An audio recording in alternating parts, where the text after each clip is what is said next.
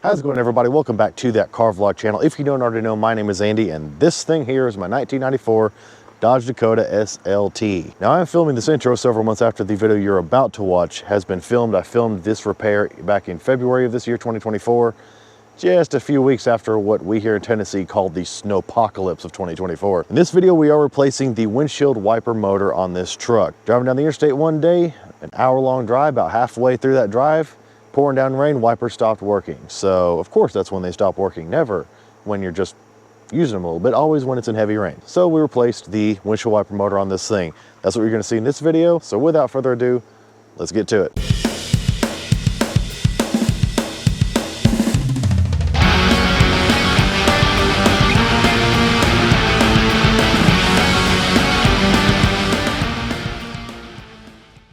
Now it's time to change that wiper motor, which we have to take apart much of the same things we had to take apart to change out the linkage bushings.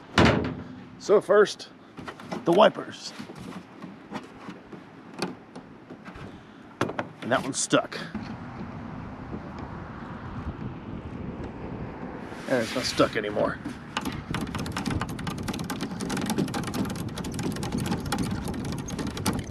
All right.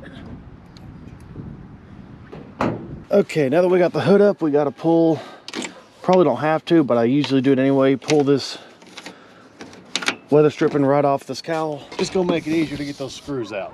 And then you're just gonna pull these Phillips head screws. Now you got 4 or 5 that run along the front here, and then you got a couple that are right here, one on each side next to the hood hinge. You're gonna want to pull all those. There's about 7 in total, it looks like.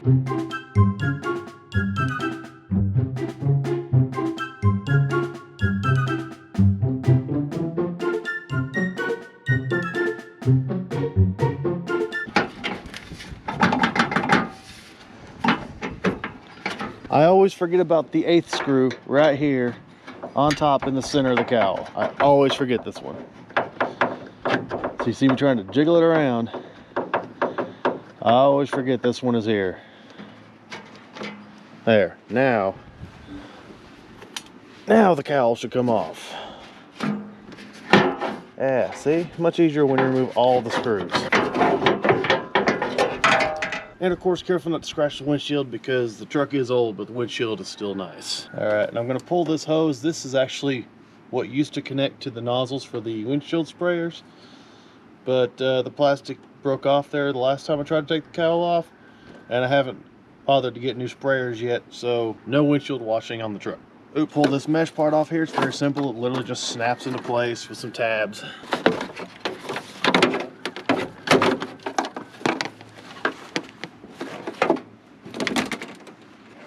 And we'll lay it aside. Now I'm gonna put the hood down. Of course, we're not gonna completely latch it. We're just gonna put it down to make getting inside that cowl area easier. And now here's the thing about the wiper motor job. The majority of the work does not happen under the cowl, but we still have to get under the cowl to undo this nut right here. This is the nut that holds the linkage to the wiper motor shaft.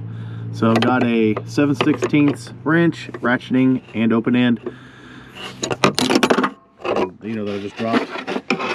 7/16 ratcheting wrench, open end, and that should get that nut right off. Okay, probably would have been better served with a ratchet on an extension. If you can get it in there, cool. But this worked out well. Once you get it loose, you can usually just take it off with your fingers. Let's put these tools aside and open the hood. Okay, so I was looking and comparing the new motor to the used one on the truck, and I was like, how in the world does this attach? Because I do not see on the other side of the firewall where these screws attach. And that's because that's not how it works. Your wiper motor attaches to this plate right here. This plate is held on with these big nuts to the firewall of the truck. Looks like there's 3 of them. If I had to guess, 9/16, let's find out. Okay, I was close, or in the world of tools, maybe far off. They're 1/2. I do not apparently possess yet the superpower to just guess the size of a nut or bolt by looking at it.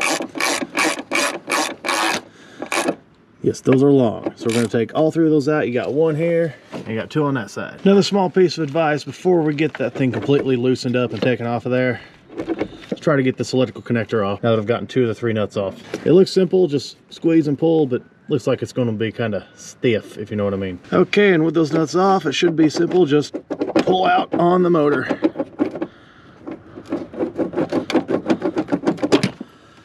And there it goes. I forgot to pull the linkage off of the motor shaft while I was under the cowl. I should have done that. So that was adding some resistance. Make sure to take that off before trying to pull the motor out. Okay, so what I have here is a 7/16. We're going to take 1, 2, 3 bolts out the back side of this plate, and that's going to take that motor off. All right, with the 3 bolts out, we're just going to give this plate a few wiggles here. It should let loose of that motor. I might have, there we go. Let loose that motor. Just keep in mind which way that motor goes on there. Keep that visual in your head or take a picture. Let's go get the new motor. All right, now your new motor comes with 3 mounting screws and a new nut for the linkage. These are all 10mm. So keep this in mind because you are not going to be reusing these mounting bolts from the old motor or this linkage mounting nut from the old motor. You're going to have to use all the new hardware because these are 10mm. All right, so the new motor lined up perfectly on the mounting plate, just like I hoped, just like it should. Let's get this thing slapped back on the truck. All right, the motor is mounted back up. Let's plug the connector in. Beautiful. All right, let's go and drop the hood just long enough to make things easier to see under the cowl. And let's see if this thing will run before I start putting anything else back together. So, ignition on position, and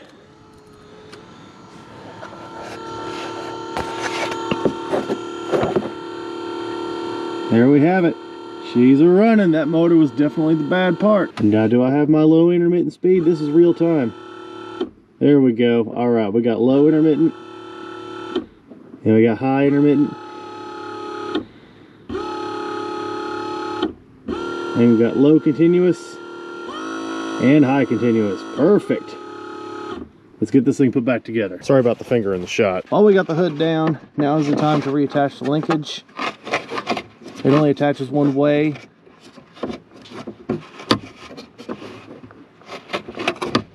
Okay, I'm gonna have to do this off camera. I can't see what I'm doing. Okay, now that the linkage is reattached, we'll put the black mesh back on, and then we'll put the cowl panel back in place. Remember all 8 screws, including the one in the top there. Don't forget your weather stripping, and then close the hood and put the wipers back on. And voila, the job is done. But you know what?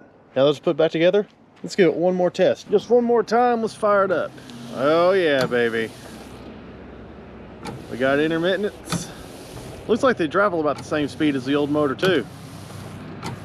And here's normal speed. And here's high speed. Looks like they set the wiper speed on the new aftermarket motor about the same as the stock motor.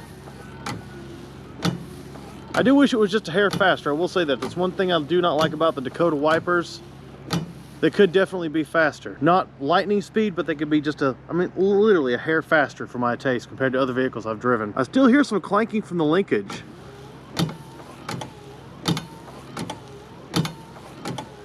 Okay, now I'm not so sure that it's coming from the linkage, because look at that, you can see the mounting plate kind of moving.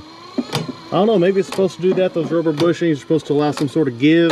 I really still don't like that. I'm gonna try to get these a little bit tighter. Maybe that's what it needs. And that might just be what it does forever. Well, I tightened those nuts up a bunch more, but it looks to me, I don't think it's gonna come across on camera very well. You might be able to see the motor flex, the motor moving, but really that whole plate, it looks like even the firewall is flexing just a little bit. So something may be slightly off in the linkage. I'm just gonna leave it. I'm not too annoyed by the sound of clinking wiper linkage. Other people might be. I'm not that bad about it. I'm not going to worry about it. All right, y'all, so that's going to do it for the windshield wiper motor replacement on the 1994 Dodge Dakota. As you can see, very simple job. Didn't even make for a very long video. So if you found this video helpful and informative, make sure you like it and go check out the rest of the Dakota videos I've got on this channel, as well as all my other stuff, my reviews and whatnot. And if you like what you see, consider subscribing. Stay tuned, of course, for a little more on this truck. I've got one more somewhat minor repair coming up on this thing, and then at some point it's gonna have a major repair that I'm not looking forward to. So stay tuned for that. Make sure you like, share, subscribe, and I will see you guys in the next